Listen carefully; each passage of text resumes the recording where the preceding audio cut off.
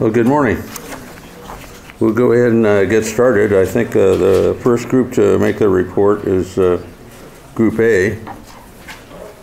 And I think you're going to be reporting for Don. Yes. Thank you, sir.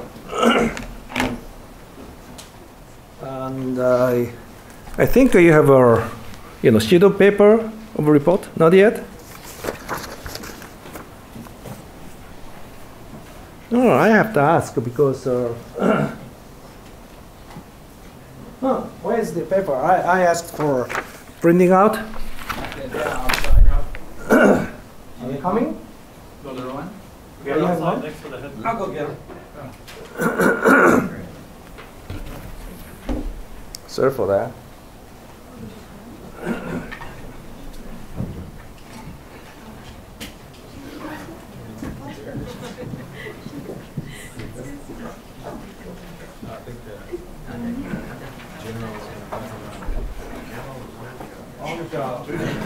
Do anything you need.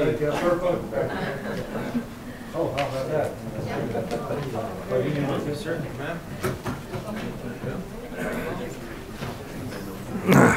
Sorry for the delay.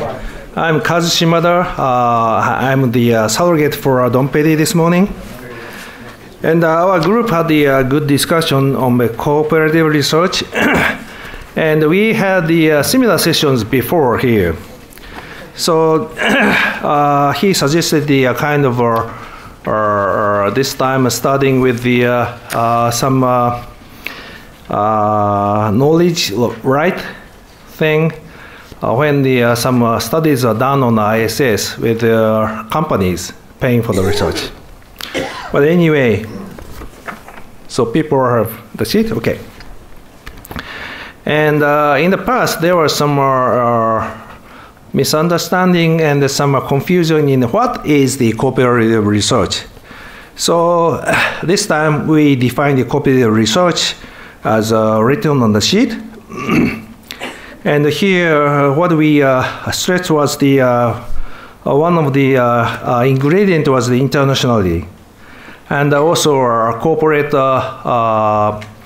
research on the ISS who are paying customers.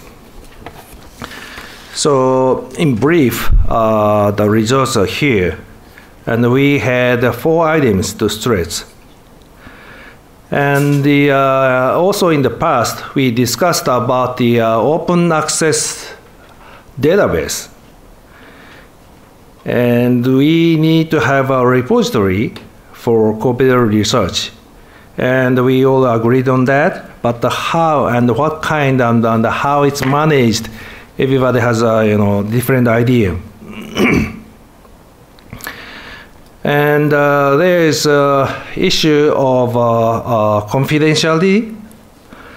One aspect is the who is paying for that, and also a general issue of medical privacy, because as you heard about the genomics discussion this week, that not only involves the subject, but they are siblings and they are all of the families.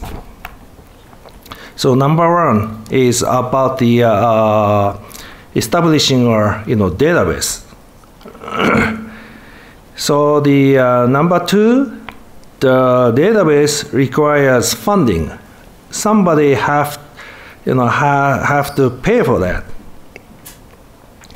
But where the funds are involved, there's not only the bad aspects of that, but also good aspects in controlling who has the right, who can receive the results. So there is always a discussion when you plan to have a database. Who can access that is a big issue. And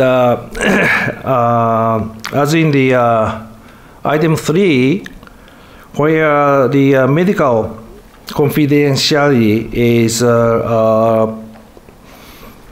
involved, we already have the multilateral control board and also IRB for the ISS research.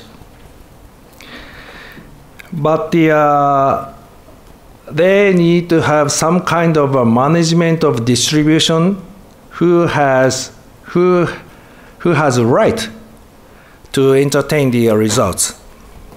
So think of somebody 16 years old, high school student from Scandinavia wants to have access to that database. How the steering committee will decide on that is the issue. But one way of controlling that is who funded the research, in addition to the IRB and the medical privacy issue. Okay, the number 4, this time we do not disregard the commercial efforts. So that means the money is linked to proprietary data. So we do not disregard the commercial aspects of the space research, but as a group of cooperative research, this time the group A, the unanimous the idea is that when we say cooperative research and proprietary rights, proprietary ownership is some kind of impedance to cooperative research. We do not negate the commercial activities, but it's something that contradicts sometimes with the cooperative research. That's the short report from us, the Group A, and I think it's open to discussion or? Yeah, certainly. Any questions? Yeah. Where's the microphone?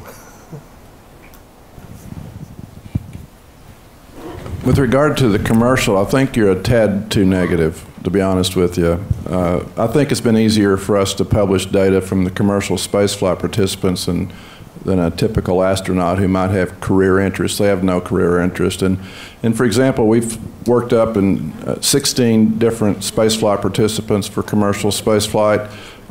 We asked 3 if we could release their data, and we published that data down to their hangnails. Gave up everything.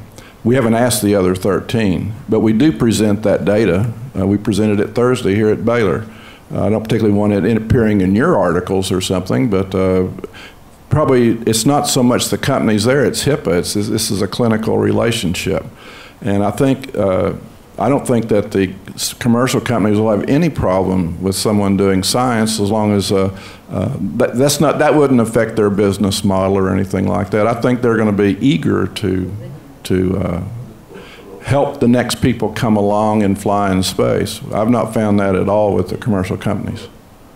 Yeah, the group didn't negate the commercial value, activity value, but as a group, we had some concern over that. And to give you another example, Jim Vanderploeg is the medical director for VG. So far, I think Jim's published about 12 different articles with regard to the research that they've done up in Philadelphia at ETC on the centrifuge. And some of these weren't their paid customers, but they did spend their paid customers. And they've been he's the leader in publishing the data. They've published data on people with diabetes and insulin pumps and with heart surgeries and back pain and hypertension and coronary artery bypass. And they've published all this data. And he's the lead for Virgin Galactic. I just think this is way too negative. Okay, some minor things about the publishing the data. There was a discussion, the PIs don't open the raw data in the article. They publish part of that, and mainly its results. Although some journals require the PI to disclose the data. So, is there any comment from you on the? It's just the part of the microphone. The disclosure is from the PIs, not the raw data. I don't know. Okay, thank you. Can I just, from Group A, Part of the comment was from Don Pettit, who said that when he was on station, they put a restriction on some of the activities they could do because a commercial research vendor wanted photographs taken, and that restricted their activity. So I think you're absolutely right. There's, on the human research side, there's probably opportunities, but there have been some restrictions placed on crew because of the commercial space program, and he's saying there needs to be a balance. And I think that was the point Don was trying to make with that particular point. Yes, our discussion was focused on the medical science, but there are commercial activities on the ISS also for something like a material science, and there comes some, the contradiction. Yeah, thank you, Kaz, for this report. That I think you've already dealt with item number 4. Items 1, 2, and 3 have been dealt with previously in this setting at other meetings when folks from the LSDA, the Life Sciences Data Archive, and the longitudinal study of astronaut health have reported. But you should be, everybody should be reassured that steps 1, 2, and 3 are in work right now at Johnson Space Center and the Life Sciences Data Archive for research data, and the longitudinal study for astronaut health data, overseen by both the research panel, which was formerly called the Multilateral Human Research Panel for Exploration, which I did chair, and its medical correspondent panel, the Multilateral Medical Operations Panel, and there have been and there are international agreements either in place or in work with all of the partner agencies, JAXA and ESA and the Russian Space Agency and the Canadian Space Agency to collect and, where possible, disseminate the medical research data and the clinical data. So next time we see Don Pettit, let's all reassure him that it's in work. Okay, do you have any I know that the medical operations panel well, but that's for the ISS partners. Was there any discussion for the research data that's outside of the ISS partners? All of the research data collected on the International Space Station is accessible from the partner agency that collected it. And that part, which is NASA and I believe the Canadian data, are available with appropriate safeguards through the LSDA, the Life Sciences Data Archive, which is housed at Johnson Space Center. So what if somebody from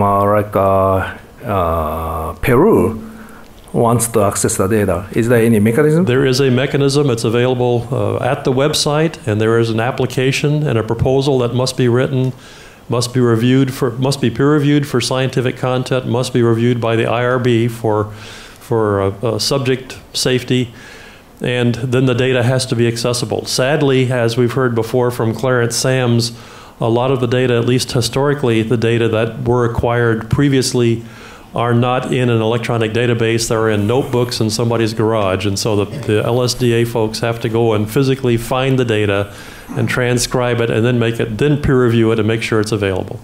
But what I'm saying is an infrastructure is in place, or at least it was 18 months ago, to do exactly what you're describing in steps 1, 2, and 3.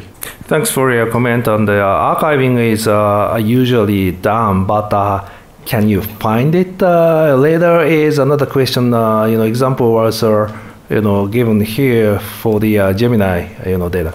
And let me just also mention that, interestingly enough, it depends on the funding agency. For example, NASA insists that all data acquired for medical research, for life sciences research, belongs to NASA.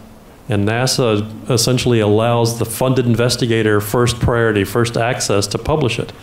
But as I understand, JAXA, the Japanese space agency, says the data belongs to the individual investigator, and arrangements must be made with each separate funded PI to acquire that data.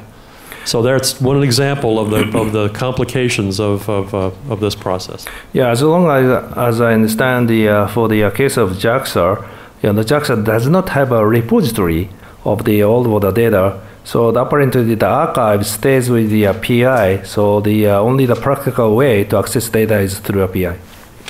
And I just wanted to follow up on 1 through 3, because John's absolutely right. He made a lot of progress. A year ago, the EU's privacy laws kicked in, and now we're trying to determine, are we allowed to even retain data under those new laws in the same way we were previously? So part of what we're trying to determine is, with changes in privacy laws that are occurring through the European Union, how has that altered previous relationships, and how might it now block us from retaining in a repository data collected in joint efforts with EU citizens, like for NVHAB, for example. So we're still trying to navigate through that for what data can come into the repositories. So where is your repository physically located? Well, it's the LSDA. So for Johnson Space Center, we're trying to determine, can we continue to bring that data in, even though it's collected under a NASA protocol? Can we still hold it under these new privacy laws that went into place? Thanks. Now probably we'll go through ABC, group ABC, and return to the overall discussions. Is that right? Mm-hmm. Thank you.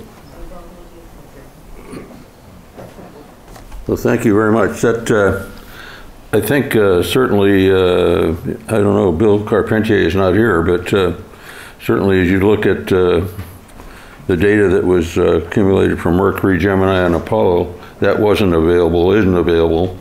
Bill has been working very hard to put that data together. So I think having a repository where that data would be available for use by all people would be a good thing. So I think hopefully we can achieve that, but it would certainly involve the partners working together. Any other comments? Yeah, my throat wrenching the works, but I think one concept of our discussion last night. Let's see, wait, why don't you wait for the microphone? Thank you. Well, one aspect of our discussion yesterday didn't get captured in these bullets, and that was the idea that it may, because of restrictions by each nation's funding agency on how many, whether or not they'll fund international partners, international co-investigators. For example, if I put in for a NASA grant, I can't name Dr. Fomina, as my co-investigator under current rules. And I don't know how many other agencies have that. So that was a concern of a number of people, and it was posited maybe the international space agencies or funding agencies could get together and throw some dollars into a common pot that would fund international projects with investigators from multiple countries, because that is a restriction right now on creating collaborative teams for any one project. Yep. I think just a clarification on that. Again, I'm 18 months out of date, but the rule used to be that NASA could not fund Dr. Fomina. If the Russian Space Agency or another funding agency funded her, then you could list her as an investigator. So international collaborations are possible, are encouraged, but NASA only funds domestic U.S. investigators. So extramural or foreign nationals or non-U.S. citizens need to be funded by their own home space agency. Well, we're trying to suggest that maybe we could expand. Just send money. Well, that's what we promote. Everybody puts into a common pot. So to follow up in this topic, there is the International Life Science Working Group that meets on a regular basis. And they have a meeting actually which was held in Toulouse 10 days ago. And so this is a platform where all international partners work together and in some sense specify some of the research priorities. Additionally, on a regular basis, there is international space life science research announcements. Those are research announcements at the international level where you can collaborate with international partners. And as Dr. Charles just mentioned, the idea there is that every home institutions or home agencies would be responsible for sponsoring either the principal investigator or the co-investigator. Finally, it's just true that even if you do have a NASA grant, you cannot provide funding for a COI. However, you can provide funding for services. So you cannot pay for a salary.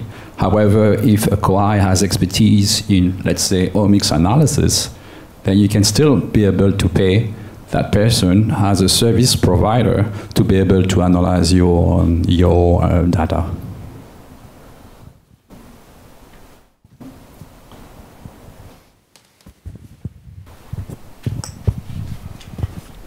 Any other comments?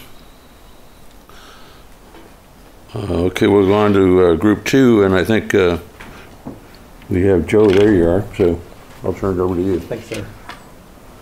Well, good morning, everybody. Dr. Barrett asked me to present information from Group 2 this morning, and I'll talk to the slides a little bit. This is a slide showing some of the opportunities what we could have for analog environments. Of course, here you've got the Russian 500 days, and then also European. I think that's the European module. And then we could all go down to Panama and dress up in some costumes down there as well. It doesn't show the NEMO opportunity, nor what we talked about in our group as potentially the most dangerous, which would be the caves experience. And our analog group this year was actually a lot of fun. We had an entrepreneur from Great Britain. We had two or three physicians, 2 medical students. We had researchers, as well as 3 astronauts and a Navy SEAL. So we had a really diverse group of people that were talking together. One of the things that we were thinking about is that analog environments right now don't have mission-assigned crew members. Shep mentioned that SR-71 crews, for example, they have both the pilot and the mission technician or the flight engineer. They stayed with their partner for their entire career. But currently, a lot of the analog environments, crews are trained and prior to being assigned, but once they're assigned, they don't have the opportunity to go through analog training. And one of the great limiting steps, of course, is their schedule is usually compressed once they're named to a mission itself. But if crews were assigned and then they were able to go through some of the analog environment training, they might have much better cohesion or the opportunity for additional cohesion before they actually launch to their mission itself.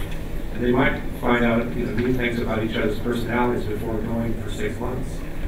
Even though a lot of the training that they have prior to going to the mission, that does give them some analog that is specific for spaceflight, but these other analog environments might give you some new opportunities. We talked about what is the ideal analog environment, where would it be, where could you conduct the mission itself.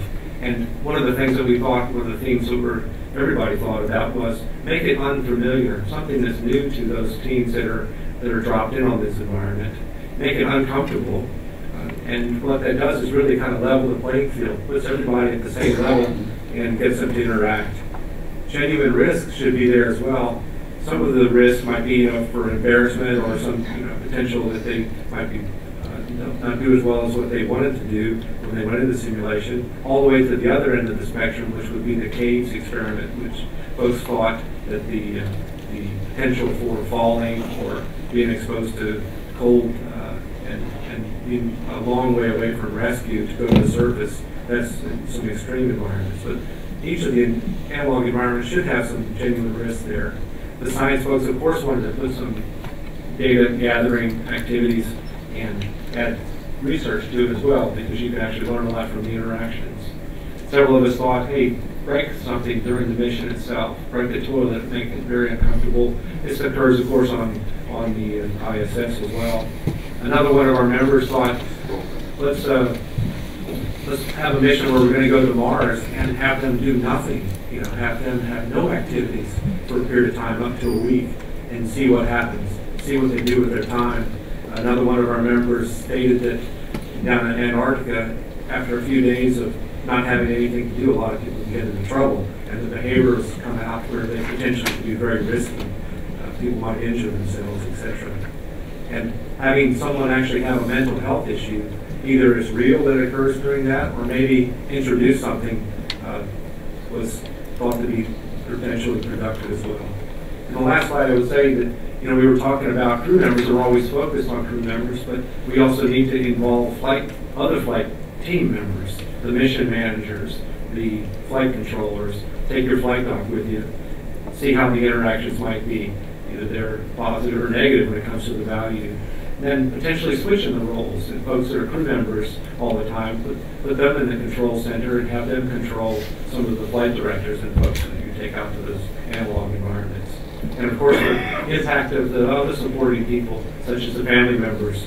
What sort of things could we introduce to make it a realistic analog environment? As we stated yesterday, it's extremely powerful to have the family members supporting the crews. So with that, I think I could open up to any questions or comments, or maybe first, if anybody from our group has anything additional that they'd like to add that I missed and talk about. And now we'll open it up to Dr. Fong in the back.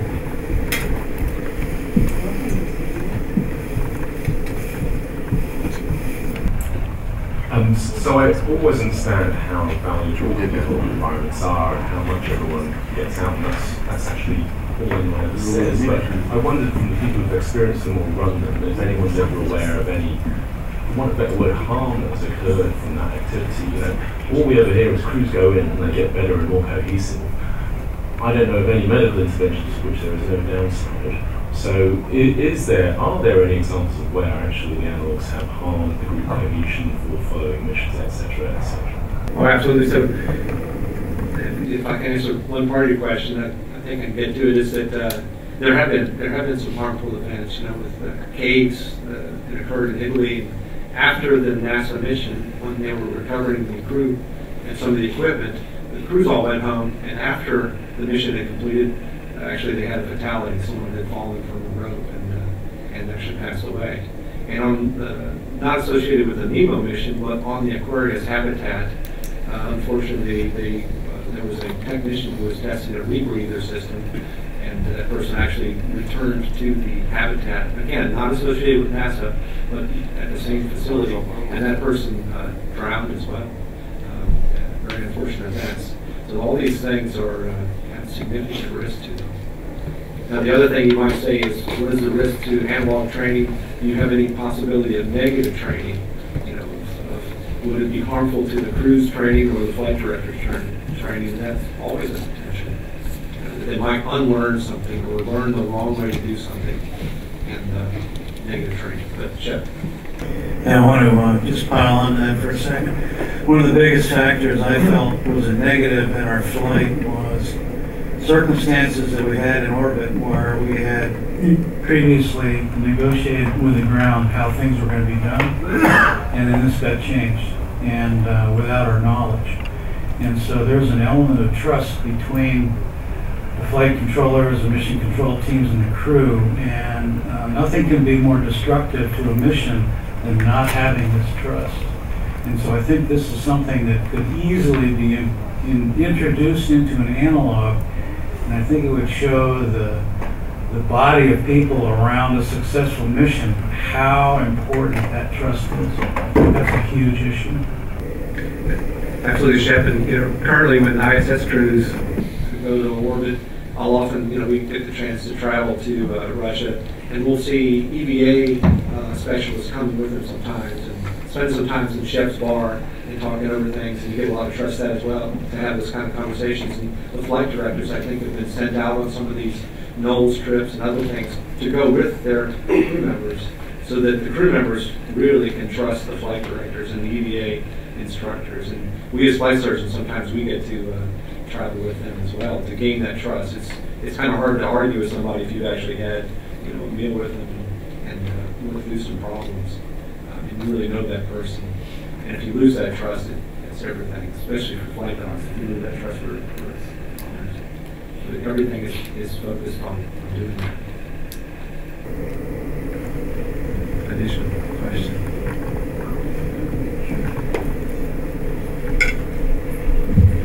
Yeah, I was intrigued by the suggestion that you somehow introduce psychological problems. I mean, not clear how you might do that. Do you take one person in the crew and turn them into a bit of an actor, or what were some of the thoughts on how that might be accomplished? Yes, sir. There were actually two thoughts on that. That's one of the obvious ones that, introduce an actor and say, 3 days into the mission, you're going to have some behavioral issues. You're going to withdraw, or you're going to be aggressive with another person, or do some other things, with green cards that actually cause some issues with the sim.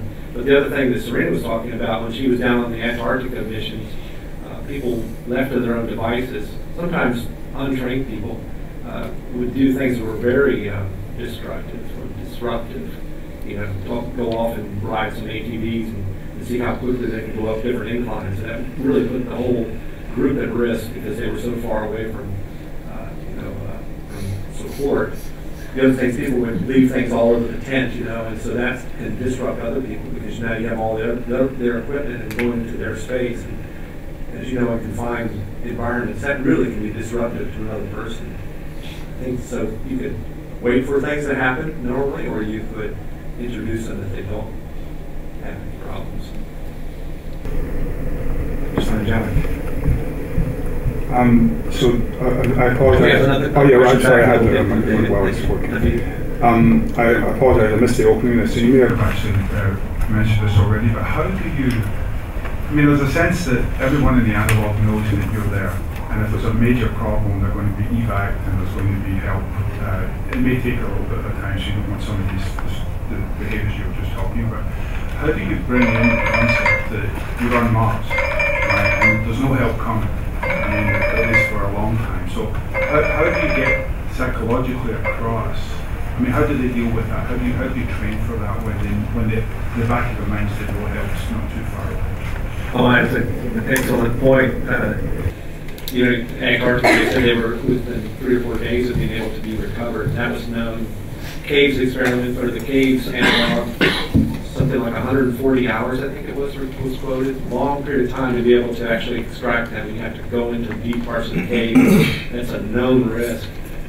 So 2 great locations and issues. The other thing that you can introduce to people is the uncertainty of the length of time. One of the worst things you could do to a person is deploy them and say, "You're coming home by Christmas," and then give them the information, "No, we can't, we've got to extend you." You'll see people's motivations and interactions drop off, and if you're not aware of that. So potentially a Mars mission would be something similar, that you're not sure when you're going to be able to come back, or your supply ship that you didn't get is not going to be there. We've experienced this on ISS. You'd like to send up some medication, and that supply, very critical medication, and that supply ship didn't launch well from Virginia and didn't get there. So I think those uncertainties, known length of time, and then uncertainties, and then actual things break to disrupt you, are all real. See, when we do our simulations in the Mission Control Center, you don't know how long it's going to go for many times until you hear that magical voice, Sim Soup, on the flight director's loop. We've accomplished all of our things for today. That's really kind of a relief. Every once in a while, though, they'll extend things out. They rarely allow us to do our full medical simulations. I'm kind of vamp a little bit off and digress a little bit now, but every once in a while they'll drop the green card off and they'll give us some issues too early into the simulation where we actually can disrupt the entire simulation based on a medical problem. So I think we are experiencing that definitely in the Mission Control Center, and we have the ability to do that in some of the analog environments too, to give those uncertainties. Charles. Yeah, Joe, just to further on to what you just said, it may not be life or death in mission control, but it can be career-ending. So it's not a lethal threat, but it's one step short of a lethal threat. And I think the fact that NASA has at least one entire division and one entire building dedicated to this kind of non-lethal training indicates that there is value for that kind of activity, even if people are not at risk of life and limb. Absolutely. Sitting, I think it was last Friday, I was in a simulation. I was sitting next to a biomedical engineer, and she was going for her certification, and they get 3 shots at it. If they don't get by their 3rd shot, that's it for their potential job, and they can, you know, request retraining and things. But if they don't make it the first time, they get really, as you can imagine, they've been trained to do this, and they can get cut from that. So it can be career-ending for that portion of their career. Agree, and you know the simulation teams are this too, because if you go out on these analog environments, Nemo and Caves, those folks bend over backwards because they don't want to disrupt or injure an astronaut, you can imagine. So those folks are under the gun as well. Just imagine the stress that they're having too. Yes, thanks. Just want to comment on, I've had a chance to do most of the analogs that are out there. Even another one that the CSC organized where we just joined geological exploration teams in the Arctic. And I find if I rate in my mind the kind of value of analog training, the most important criteria is that it shall not be faked. The more of a real expedition with real scientists and real dangerous place you're going to, the more valuable. Because most of our training is playing video games or being in a sim, and there's something in the back of your mind that tells you you're not going to die. And you know that. But if you are just simply joining a no-kidding scientific expedition in some real remote place, you don't have to fake. You don't have to add, BHP problems. You don't have to add breaking and you don't have to add anything. Problems just happen. And because they are real, that's where the value is in my mind. But you have to accept the risk because they're real. Absolutely. As we mentioned yesterday with Nemo, as you know, you could not surface because the risk of decompression sickness was absolutely there. And you do everything to prevent it, and you understand how to reduce those risks. And gosh, how fun it is when you can take care of those risks and plow right through it and enjoy the experience. And that's what the value is when you are you're faced with this, and I said this exploration conundrum where you are basically camping in a dangerous place while trying to do world-class research. And most of us have done either of those, but doing them together, that's what exploration is all about. And to see there are professionals out there, that's what they do for a living, organized expeditions. So I think that's really valuable. It was eye-opening to see how these academics who run expeditions in far places actually do it. They are the masters. So the less fake, the better. You think of the medical training, medical students go out advanced pharma life support and other training. We recall doing some mass casualty training, and then later taking care of 2 busloads of children that were 2 buses hit each other. I remember doing triage, and I think this is an actual real world, and I remember 3 or 4 children into that. I realized I am actually doing this triage on this. And it had been all that real time external law support. So as you know, the analog training really pays off. And you and other folks have shared with me when you're on a mission, it's your first mission. And they equate that to a shuttle mission. When they get to ISS, they really can understand how to interact with others and put all that together. But Nemo was probably their first mission in many cases to go off and do that analog mission. It doesn't have to look like a space mission.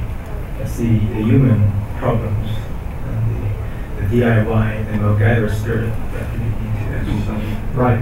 And as I think Dr. Fong said earlier, we never grow up, and the ability to be creative is being like a child, and doing these simulations is enjoying being a child again, to really discover that kind of things, and you can really come up with innovative ideas and enjoy it while you're doing it. And we should be able to enable people to do that. So all those folks that are potentially not astronauts and not up to the physical standards, you should be able to find a way to take them out on these expeditions and get them in unusual locations so they can really enjoy what they want to do, then get in an extreme environment. I think that's our next challenge too. To make it possible for people to enjoy that. Yes, sir. Yeah, in terms of the simulation where it really matters, it's not just the life that matters. I mean, David, you mentioned scientific results, but I spent twice I was out in the Hawaiian lava field for the basalt expedition run by Ames, and it was done to simulate the way exploration would be done on Mars. But the bottom line, all the scientists were told, if you don't get a peer-reviewed paper out of this, then it is considered a failure. And so there was real pressure on people, and that actually drove the realism of the exploration. So nobody's life was at risk, but it was made clear that success or failure really was an issue. So it wasn't a fake. They really had to learn about the geology, the biology, and so on. So in the analog, there's both of this. When you're doing exploration, it's not just putting your life or your physical well-being at risk, but is there going to be a real result from the exploration, and how do you measure this? And in this instance, it was by, you got to get papers out of this. And right on, and you think also that's good. There's bad pressure and negative pressure, and then there's positive pressure. And how do you make it possible to use that pressure in a positive way? And you were talking also about how do you grade people. Potentially, you might grade people going through this together on how well they help each other to overcome and to accomplish those papers, getting a paper out, or you find somebody who has some weakness and you actually grade on the ability for another person who recognizes that to support them, so that the whole team gets success. That's where I think you can get the fun out of it. You got to have a little bit of pressure, but is there a way you can turn it into a positive pressure in a creative manner to actually get people to get more done rather than individuals and more done as a team? And that's what we do in mission controls, to figure out how to support each other. I think example environments can do it too. That way it's more fun, get through, enjoy it. Yes, ma'am. I could just project my voice, it's okay. I think there's actually some people outside who can listen in too that need to hear it. So I co-teach a course at the Mars Desert Research Station, and we actually use the exact type of model that you're talking about. It's extraordinarily effective, and it's aimed specifically at training physicians. It provides continuing medical education for folks on expeditionary medicine. So again, it's through the Wilderness Med Society, and some folks are doing it in pursuit of a fellowship in that program, and for others it's just, they're just genuinely interested in expeditionary medicine. So, but we focus early on in the week on team building, and so that the subsequent exercises really are with that foundation. And so we found that that's absolutely critical to the success of the entire thing. And we also do in a lot of different circumstances what you described, where we pull somebody aside and say, hey, okay, you're going to get sick this time, then we're going to tell you how you're going to get sick. And then the other crew members have absolutely no idea. They don't know what's coming, but they have the training to figure out what to do. They're in their backgrounds. They know fundamentally how to address the problem, but they figure it out ultimately as a team. So it's an extraordinarily effective model, and specifically for that expeditionary type of setting. So I just wanted to add that. Oh, that's perfect, because you see how people can accomplish things that they didn't expect to accomplish. As one of our other folks said, first thing you do is take out the commander and see what happens. I can scare a lot of people. You see other people that are no longer commanders, they take over, and the team does well, and you realize everybody can actually rise to the occasion. It's pretty neat when you see that happen. Yes, sir. Извините, я не медик, я физик и космонавт. И вот мое мнение по поводу вот этой группы. Ни один аналог, ни один тренажер никогда не заменит реальную ситуацию и на 100% не будет соответствовать реальному. Что делается в звездном городке, в ЦПК у нас в России? Во-первых, разными тренажерами постараться в уме у космонавта сформировать образ того пространства, в котором он будет работать. Только образ наиболее приближенный к реальности. С помощью кино, с помощью тех или иных тренажеров, пультов. Самое главное – создать образ той деятельности, в которую он будет погружен. И второй момент – сам процесс, собственно говоря, что мы тренируем на этих тренажерах. Хорошо, у меня сломалась нога. Что вы будете делать? У меня заболело сердце. А может быть еще что-то будет? Всех ситуаций никогда не найдешь. Поэтому, наверное, нужно и на марсианской тренировочной базе, и на подводной имитировать стандартный набор тех или иных житейских ситуаций. И тренировать у космонавтов способность выйти из этих ситуаций. Вот мое такое общее впечатление. И, наверное, нужно набрать медикам именно стандартный набор тех или иных направлений тренировки. Вот коротко. Спасибо.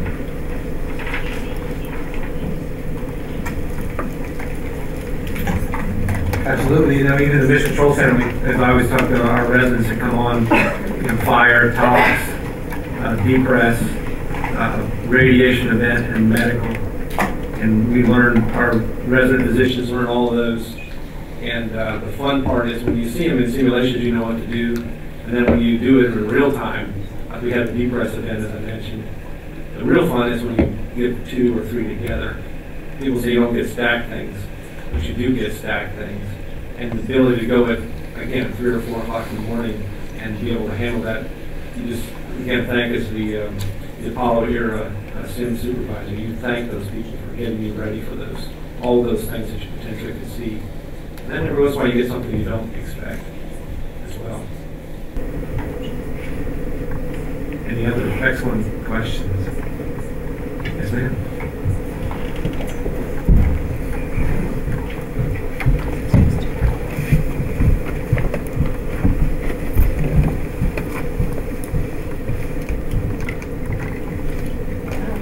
Thank you. I was wondering how can you effectively train for an event where someone involved in the mission may develop, like, you mentioned like having out of normal behaviors, but potentially for long duration missions, like developing on like a mental health issue like depression or anxiety related events, like how can you, or is there like a process by which there's a standard to train for that? Yes, you're exactly right. It's really difficult to put in a mental item.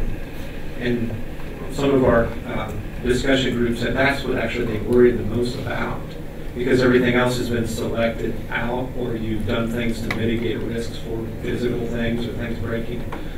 And I think it was someone discussed yesterday as well, the black box here is what really worries people, because it could potentially cause an entire mission to go down.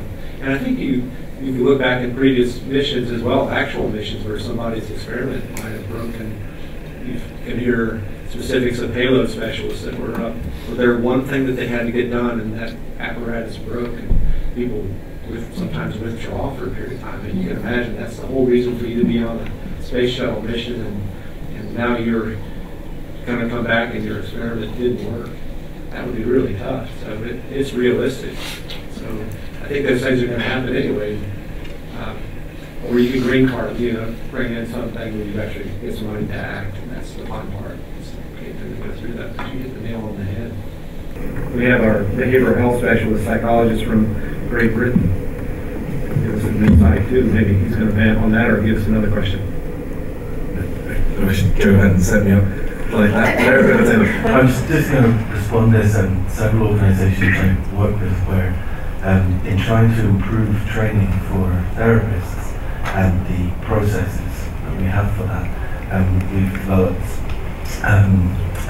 digital patients in VR and different kinds of technologies so that people can learn to identify common mental health problems accurately and learn some skills for assisting with that in a way that's safe and isn't a risk to population. But we know from the research on clinical uses of VR that learning that happens in VR, if it's high quality, transfers to real life in a reliable way. I'm not sure how all of that would relate to an analog situation. It's possibly something that would be more normal to do outside of an analog situation, but those technologies do exist, and come talk to me if you'd like to know more. I agree with you. I think this is a huge area of potential for research and to be able to make it real for people. If you've ever done VR or augmented reality, it will change your reality, and you can really introduce things, make it completely real for you. And how do you interact with crew members who are highly performing? It's really, you have to do it very gently so you don't disrupt them. These are superstars that are, you want them to continue their superpowers and you don't want to disrupt them. How do you do that? How do you coach somebody through all that? It's a huge challenge. All right, fine. Mr. Abbey, anything else? Thank you, Joe. I think education is the next group up, and I'll turn it over to Bonnie.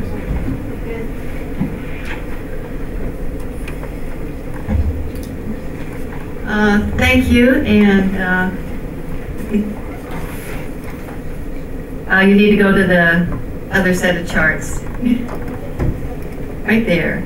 Great, thank you. Well, first of all, thank you for everyone that showed up to the education section yesterday.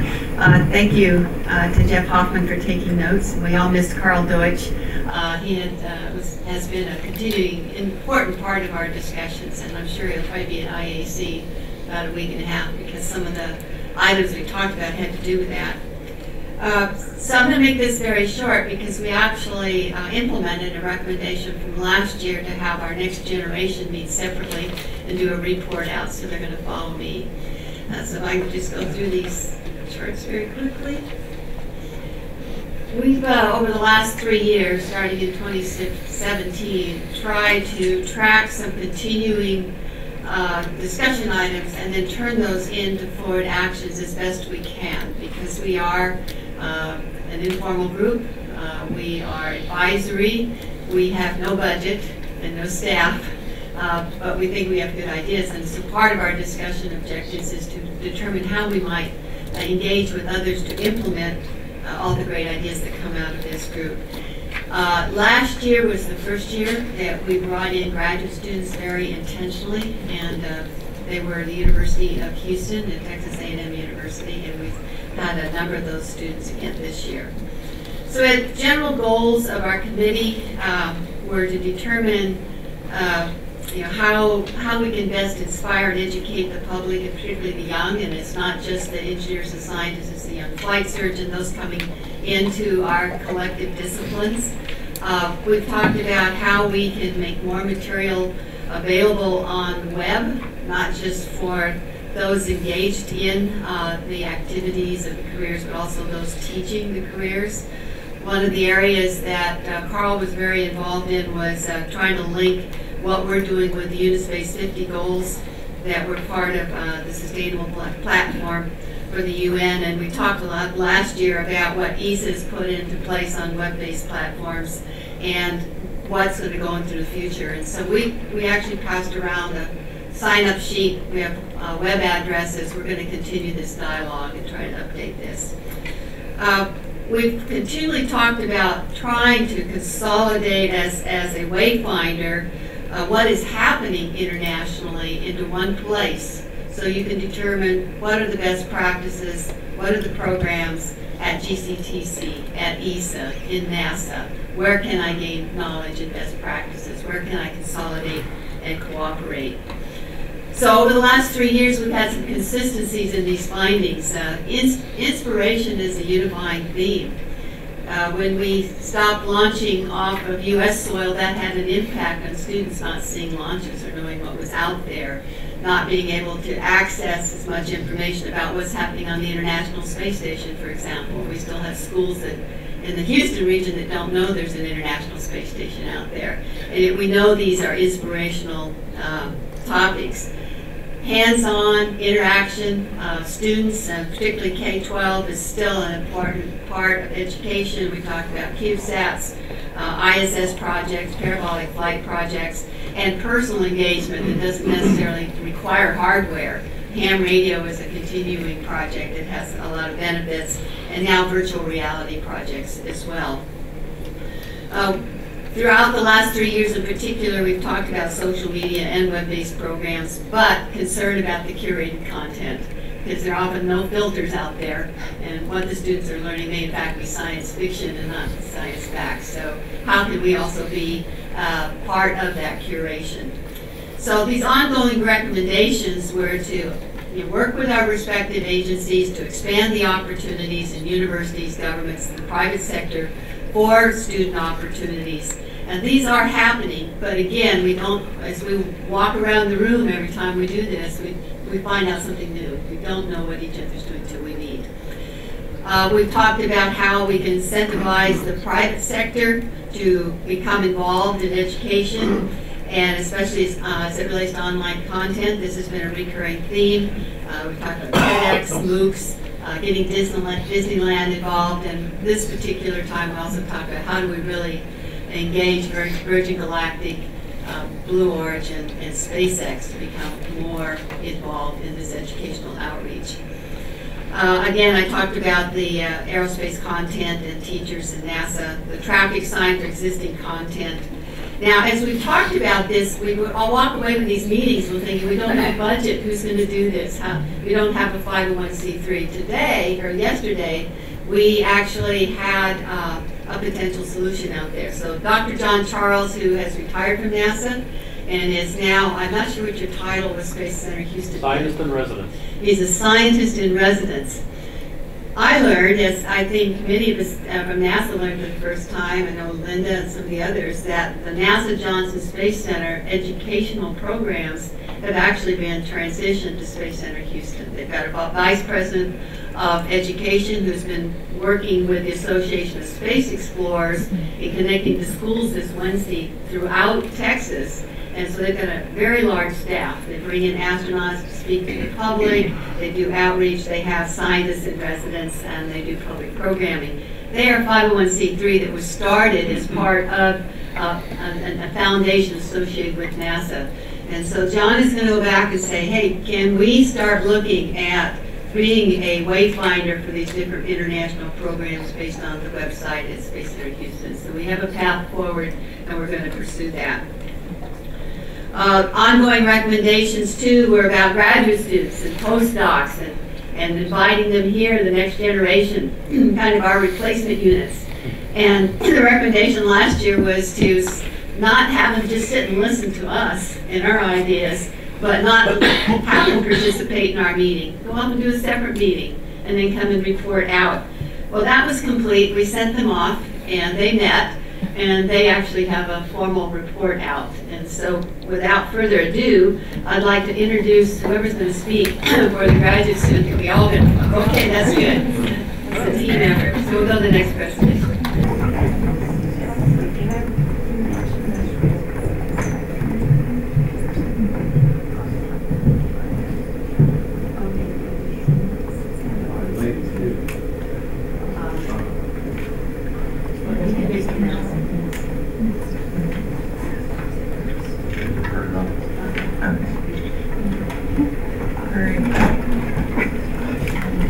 Good morning. This is the correct ratio, by the way, of what we need for new engineers. Excellent. Good morning. My name is Danny Carroll. I flew airplanes on active duty in the Air Force and then became a physician. And I'm currently serving as the TRISH, Space Health Innovation Fellow at UC San Francisco. In representation of the next generation of space health, as Dr. Dunbar mentioned, our group includes folks that are either current students or relatively recent graduates. We were tasked with identifying some key ways to improve education and outreach for the upcoming generations.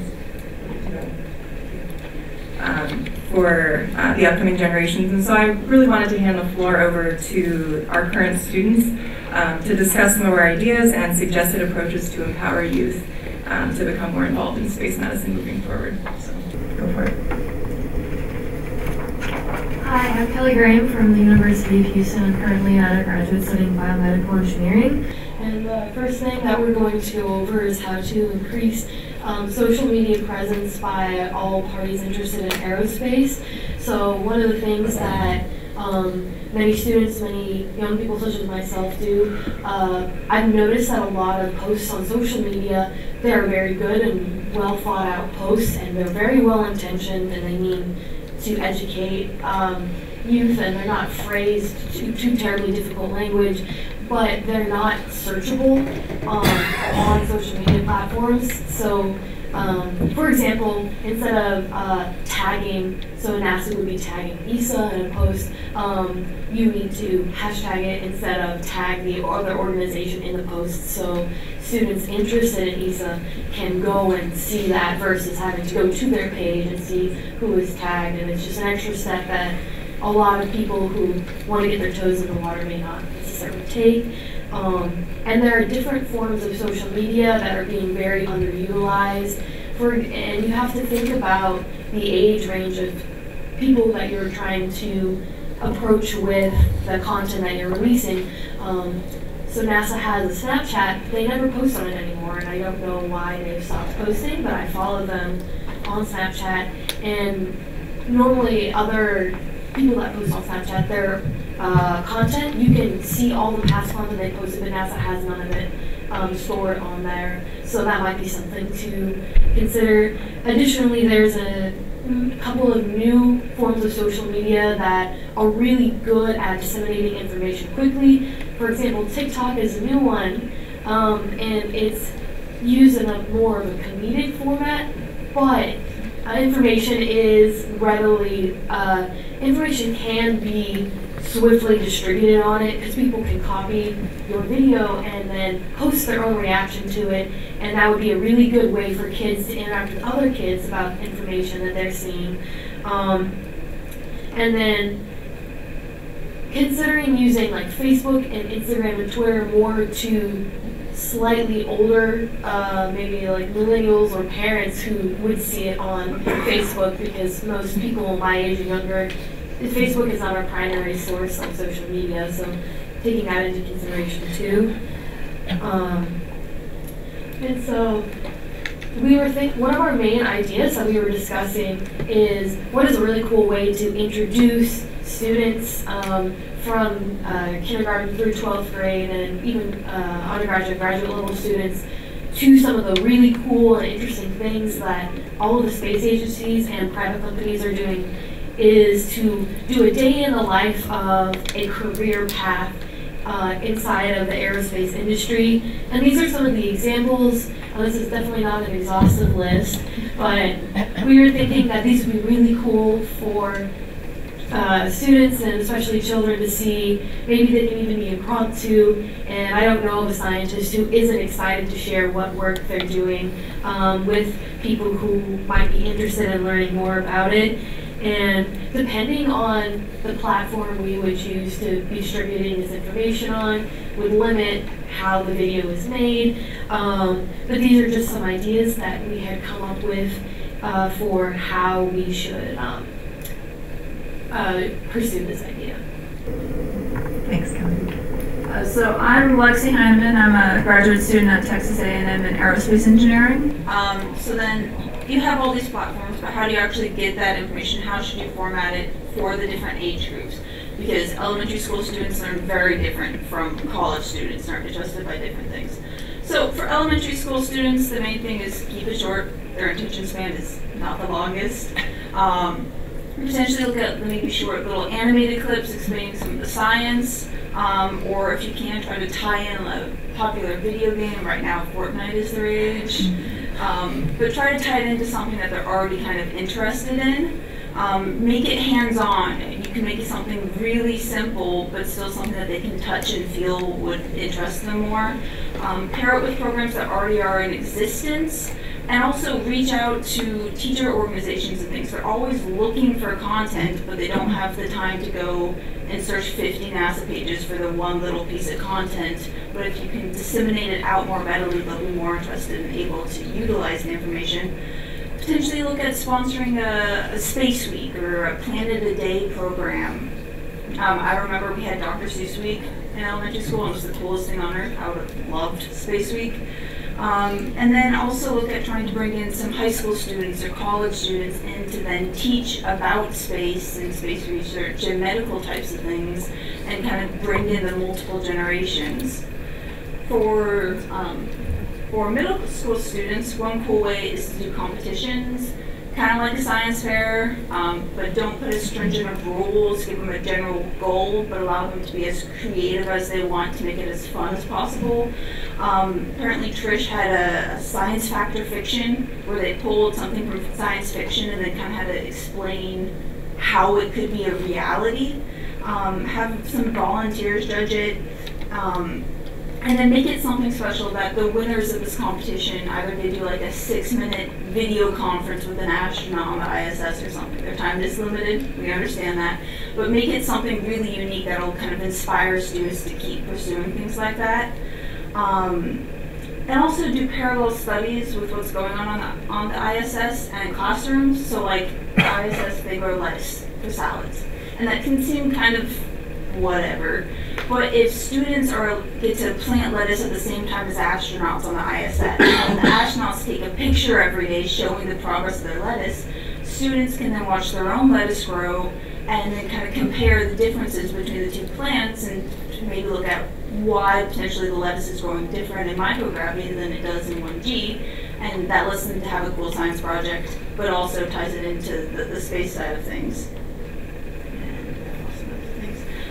Then you can also do, and this ties in with the high school as well, is you could do some sort of like movie book club type thing, where an astronaut just picks a current or popular thing in science fiction, like the new Star Trek movie or The Martian, or there's Ad Astra now, and just have like a 2-minute video explaining kind of the science truths and science mistakes within that, and it could interest people to go and read into the science fiction, kind of interest them in what's going on that's out there. Other things is people are interested in what astronauts do with their spare time. I recently saw a video about an astronaut talking about her quilting in space, and my mom thought that was the coolest thing on Earth.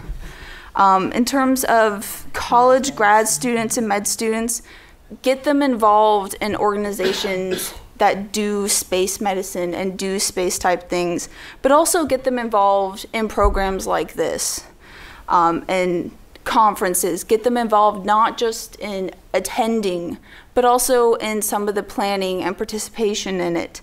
And put students on your education panels. We have ideas. Please talk to us. And also just make sure the information is readily out there for the internships. And for like the Pathways program, it requires a co-op. Some students can't miss a semester of school. It'll put them too far behind and make school even more expensive for them. But for getting hired with NASA, the vast majority of the jobs go to people who went through Pathways. I couldn't go through Pathways. Makes my life a lot harder when I'm trying to get a job. So just kind of also just disseminate that information so people know ahead of time and can plan accordingly for the future. Hi, I'm Sarah Little. I'm a doctoral student in kinesiology at Texas A&M University. I'm going to focus more on some broader ideas that are a little bit more wide-ranging. So one idea we had was a mentorship program, which actually Paul's going to touch on in a little bit. NASA archive access. So some of this goes along with what Dr. Dunbar said about having all of these things in a more readily available format. But there are all sorts of things out there like apolloinrealtime.org that has live feeds going continuously. And then you could also bring in some feedback from the community about sharing how you used these things with us. For example, Paul does a radio show, and for the 50th anniversary of Apollo, he used live feed mission control. So that could be something that he could then share with NASA to show how the community is then engaging in all of the space that we've touched on. There's a lot of really cool history out there. considering reorganizing the website to make it a little bit more achievable to find these things. And again, Dr. Dunbar touched on that. Develop apps that are targeted to kids. I've heard there's videos out there of like an astronaut shaving his head in space. I'm not a kid, but I think that that's really cool. And so you can get a lot of interesting content out there. And especially in an app format, lots of children have access to iPads these days. And it would certainly be, would have to be vetted, of course, to be age appropriate. Live stream of the Capcom, I've heard NASA TV has that sometimes, but to have things like that going continuously, and then again promoting the access to that. Having breakout sessions like this at conferences to field ideas from students, and this was a really great opportunity for all of us to have a platform and to really feel like we're getting involved in the actual details of the conference, I think is a really big deal for us. I think we've touched on this a little bit, but video clips of what astronauts like to do in their spare time. It was mentioned they're like a personal hobby like photography. To see that and have like a personal touch on the astronauts, I think would be really interesting.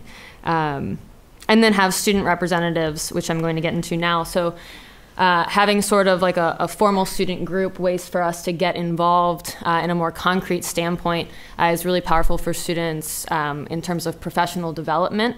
So you could have like a sort of student committee with representatives from all sorts of different fields. So we've got physiology, engineering, and aerospace medicine represented on this, but we can all bring our own perspectives and ideas together. And this would provide us with the opportunity to create sort of like a repository for students. So in the education session yesterday, there were things mentioned like trouble accessing internship opportunities. So the student committee could be tasked with creating sort of a repository for those opportunities within each field. And identifying opportunities, and maybe having, this could be as simple as like a Google document with just a list of resources on it that would provide better access to opportunities that maybe are independent of NASA. There are things like International Space University and Moscow Summer Intern Program, and getting the access to that out. And some of that is expanding the eligibility and outreach so that more people have access to it and are able to come and participate in these opportunities, which would help get more people interested and involved.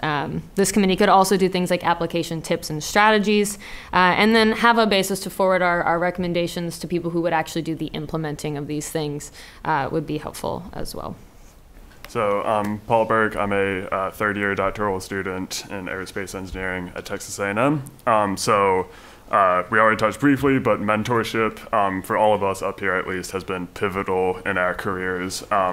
And it's mentorship across all levels. So high school students, doing small science demonstrations to elementary school students. In my undergrad, I went to elementary schools every week to mentor, do some science demonstrations. And then also seniors to freshman students about like how to choose a major, how to start looking at internship opportunities, and then also grad students to undergrads. At first, I know I didn't even consider grad school, and now it's my path forward, and it's putting me where I want to be, and that was all possible through mentorship. And then finally, we would love to be mentored by you all. We're all a little shy and starstruck by the faces in the crowd, we know, but just some, those couple minutes with you, we really truly find valuable. And with that, there's already professional organizations outside of conferences that help with this. ANSRO, ASMA, AIAA, there's a whole list of them. And if we could be involved, partner with some of those for mentorship opportunities. And then kind of boil down our final recommendations. So first, use social media and possibly an improved NASA website to use for general outreach, a day in the life of an astronaut, NASA scientist, even intern, kind of all levels across what we could be involved in, make those jobs look accessible to us. Public access to the archives. All of us have NASA backgrounds on our phones, our laptops. We want to engage with that content, and it's out there, but it's not readily accessible. So making that easy to access, publicized, would be a great, relatively free way to get the NASA, the space interest out there, to students who are looking for, all kinds of things to kind of show their interest in space. And then use hashtags, make databases and content searchable so students can actually find it. And then yesterday, as Captain Shepard pointed out, the advantages of astronauts like sharing their hobbies amongst the crew to kind of promote crew bonding. We students would love to see hobbies and be able to relate to astronauts, NASA scientists in other ways other than space research. I would love to be able to relate to an astronaut for a love of photography or a certain genre of music, something like that. And we know it's out there. We see astronauts posting pictures of supporting a hometown sports team on the ground, something like that, but a little more engaged where the public can relate on personal levels. And then mentorship, as mentioned, is pivotal. We all really, truly value any kind of input we can learn from those above us. And then student representation throughout conferences and this summit. We would love to be on the educational committee, and we really appreciate the opportunity to break out, have these discussions as we did yesterday, and talk amongst ourselves. And we are in that same spirit, the steps have already been taken. We are here now. We wouldn't have been here a few years ago, and we truly appreciate all the opportunities presented to us and learning from you all. It's been a great honor, so thank you. Good morning, everyone. My name is Amy Krakis. I am the Aerospace Medicine Chief Resident at the University of Texas Medical Branch. I also sit on ASMA, the Aerospace Medical Association's Education Committee. I'm also AMSRO, the Aerospace Medical Student Resident Organization's resident representative this year, and I've been working for the last year to create a curriculum in aerospace medicine for medical students that are interested in aerospace medicine that UTMB is disseminating, broadcasting live worldwide, and we're going to hang the recordings on ASMA and AMSRO's websites. So I feel really fortunate to have been able to sit with these awesome colleagues here to talk about education here as well. And I just wanted to summarize what we said. I know we've gone over our 10 minutes. We really appreciate the time. Dr. Dunbar, thank you very much for allowing us to have a voice here today. Dr. Dunbar, Dr. Jennings, other faculty, thank you very much for inviting us to this conference. We feel really fortunate for the opportunity to be here, extremely fortunate to have a voice, and we just really hope that some of our suggestions could be useful to all of you to help propel aerospace medicine, aerospace engineering, aerospace forward to students and residents and trainees in the future. So thanks very much. Right. Thank you.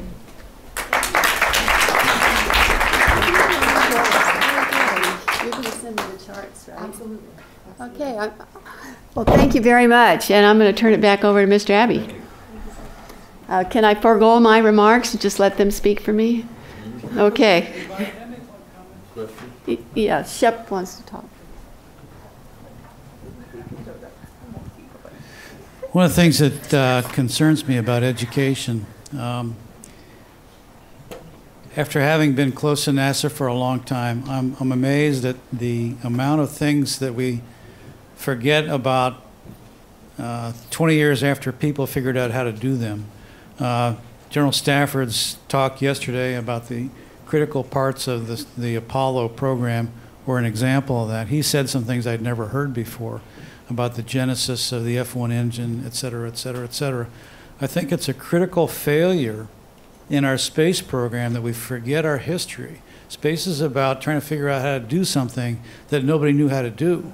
And there's a lot of legacy of smart people that were trying to do something inventive and creative and found out a way to braze an engine bell or to design a lunar orbit rendezvous, or it goes on and on and on. This legacy is being lost, and NASA does not have much interest in preserving it. At least it's not sufficient. So I would commend to the educational cohorts out there, this is something that students could really clamp onto that would be of immense value.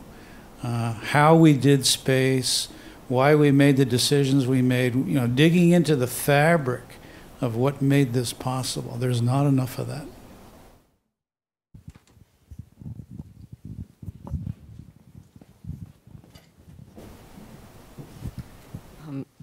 thanks to our students and trainees for a great presentation. I would note that mentorship goes two ways because you'll have to mentor some of us in hashtags.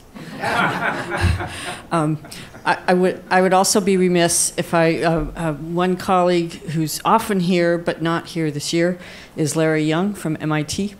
And he and I were both involved for years with doctoral training programs, pre-doctoral training programs that were sponsored in the past by NSBRI, and that fell off the funding list with the change in education efforts, by NASA and the change in their budget.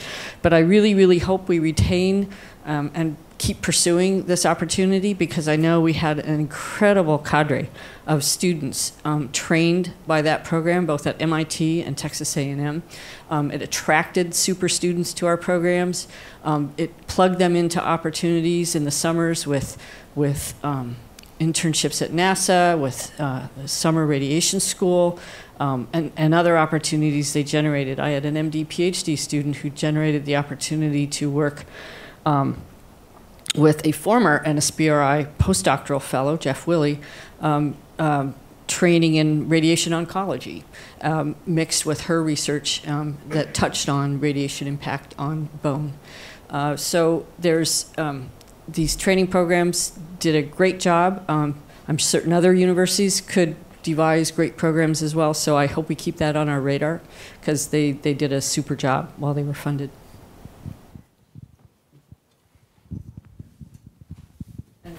Have one product of that pre-doctoral training program here, my former student, Rihanna Bokhari, who's now working in peer review for NASA. So.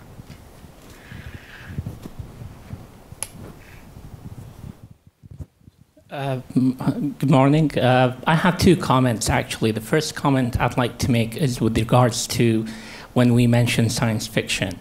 When we're teaching our kids and we tell them that this is science fiction, 100 years before landing on the moon, Jules Verne wrote a science fiction novel about going to the moon. So we should always not close the box, keep it open so that people can think outside the box, especially with the youngsters. The other thing that they actually touched upon quite importantly is the need to address the different generations. Different generations see things differently. I grew up thinking that NASA and the Russian space program were far beyond anything else, and I've spoken to my students along those lines, but I was corrected about a month ago by an undergraduate who said he thinks that SpaceX is greater for one simple fact of being able to develop reusable rockets.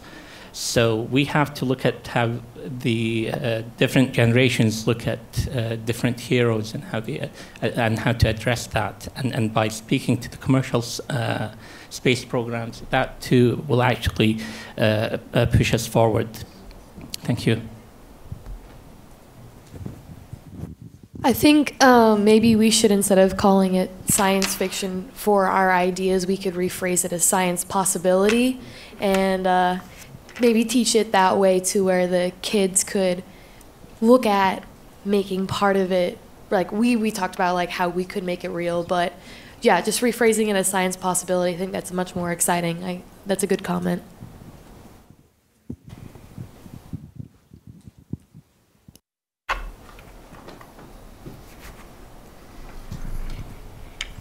Or maybe a question to Dr. Dunbar.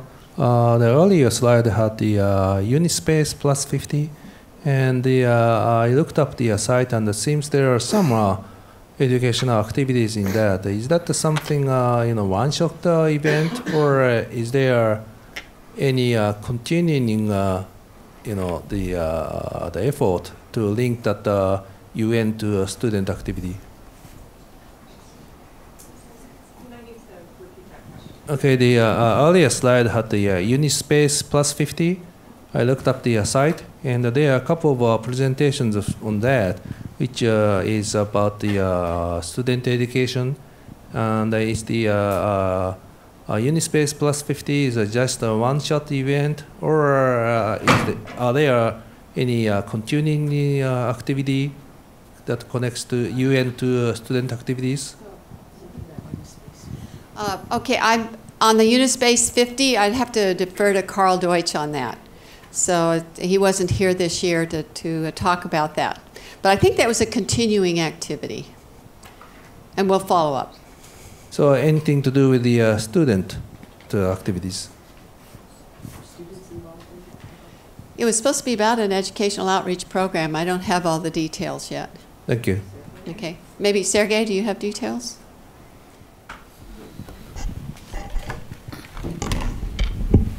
Пользуясь тем, что вот сейчас выступали студенты, я хотел бы, может быть, даже больше к ним обратиться probably want to address them with a question. С одной стороны, вы говорите о силе социальных сетей, about the power of social network, and that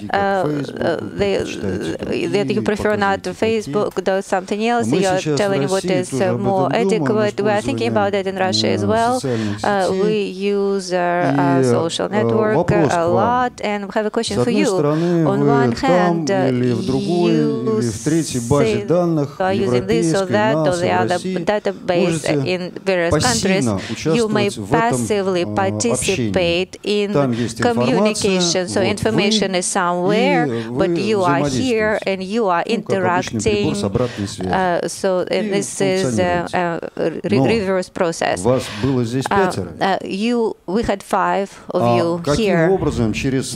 How many via social network you organize relationship with each other? You took information from somewhere, but you have a group of people, you have a collective right here, like a crew on board, say, and you are making decisions somehow together. What we do in Russia about it? We propose to formulate a task for a grant to develop this kind of mechanism, not to just develop a website, but organize communication amongst people who say love space medicine or space biology or something. How important is that aspect for you? Can you comment on that? I'm talking about communication between you as a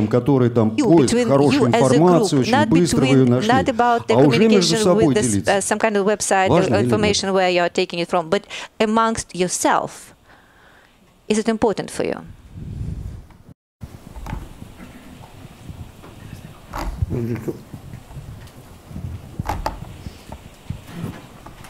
So I can attempt to answer that. I think in large part, at least one of the things that I heard over and over again as we were meeting yesterday is that a lot of the folks that would potentially be interested in space medicine or becoming involved in space medicine or really just spaceflight in general just don't know how to get involved. So part of the benefit of a group like this is to establish a means of outreach.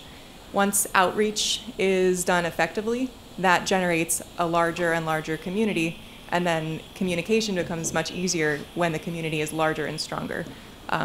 So I don't know if somebody else wanted to add something to that. I think also one of our big recommendations was trying to have a repository of information, because there's so many different resources that students just don't know which resource to turn to or which clerkship is available to them or which internship they're eligible for. And so if we had a generalized repository that students that come to this meeting would be volunteering to make, potentially then we could have one-stop shopping where someone could go and find an up-to-date list of different opportunities that are available for students in different fields. And we would propose that someone from each field compile a list that pertains to their field and then annually update that repository. I think also another thing that maybe you were wanting us to address is how we as students would interact with each other over this information. And so I think one of the most important things is that while not every person can pursue a career in aerospace, it is on us as students who are currently interested to educate our peers over what is actually happening in aerospace. And so unfortunately, a lot of that still falls on the organizations that have this information, because if we can find it, we'll share it with our friends. Like, I love talking with some of my friends who are pursuing liberal arts degrees or communication sciences and disorders, and we'll have really cool discussions over what's happening on the International Space Station, or what some of my friends are working on in internships within Johnson Space Center. And so having us currently involved, knowing where to find information and making it phrased to lay people, that is really helpful for us to spread it even further and communicate it with our friends, who then maybe they become a little more interested, and then maybe they tell more people who would decide to pursue it for themselves. So I guess that's really the most important thing. And then if you make the information more phrased like that, then it's easier for us to maybe share it with our friends. So.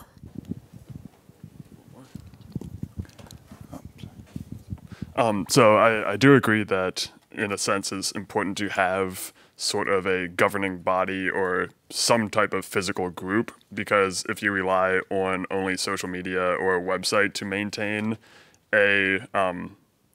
whatever the group is, it won't hit the critical mass and it will most likely die out. So there has to be some type of physical meeting, and it was great to meet with everyone yesterday to kind of start that process in a very concrete way instead of just letting a website take over. So I do agree with that. So I just wanted to mention something I mentioned to Kelly yesterday. But first of all, I think you guys did it was a fantastic job. I think a lot of us who've worked in education have seen some of the ideas, but the hard part for us is to implement them in a way, because we're always looking for money and we're always looking for all these different things. But I think that mix of the things that Bonnie was talking about curation and getting the information, making sure it's correct and actually meaningful to people reading it. If we can balance that with the kind of organic approach that's part of what you were talking about, even in some cases the information is not quite right. The excitement, the excitement of a movie where they've got floating rocks because of some magnetic vortexes, it's like, okay, the physics you don't have to worry about, but the excitement is there, and then there's the space background there. So finding that balance, and I think it's your age group and younger who's going to really do that for us.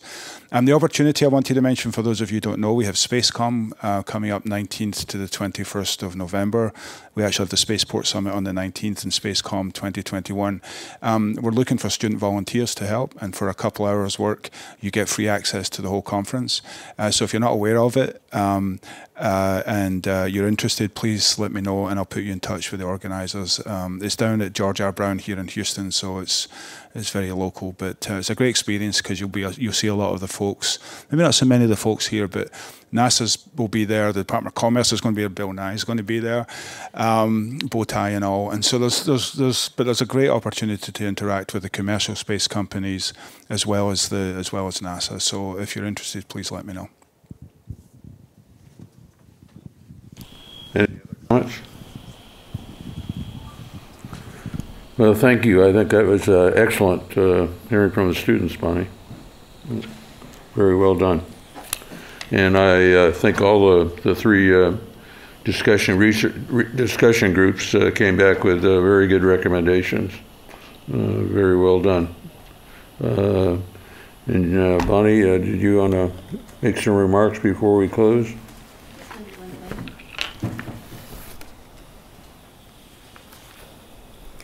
I've been involved now for several years. Thank you to Mr. Abbey, and I always walk away from these sessions. They're very intensive. Having a great feeling about seeing old colleagues, but also meeting new people and actually being educated, always learning myself. So thank you for your participation. I know it's a real dedication of time. I think there's great value in this. I think that doing it through the Baker Institute Rice University's Baker Institute of Public Policy is a great way to keep these meetings archived and continuing to go forward. And now we have an opportunity, particularly now that we're beginning to explore again, to turn our recommendations into concrete action of the future. I do have one more plug to make for our feasibility study on the many things we've talked about in data sharing, and that's radar. We don't know what we're going to build yet because we don't know where the barriers are. So we hope you'll fill out the survey. They're all IRB approved. They will inform us as to next steps, and Dr. Bloomfield will have them outside the door. So thank you very much. Thank you. Jeff?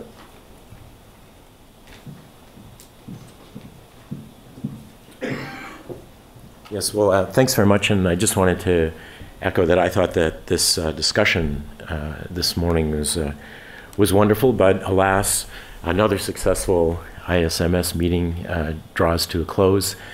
Hopefully you enjoyed interactions with your colleagues and friends, found the sessions productive and informative. You know, I have to say, I thought the panels this year were really interesting.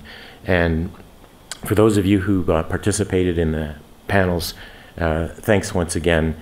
And I think that the international representation was strong this year, and is particularly gratifying to see young professionals and students so engaged and enthusiastic.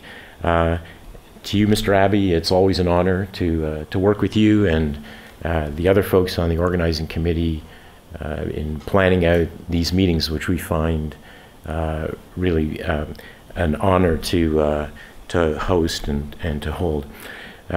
So safe travels, and we'll see you soon.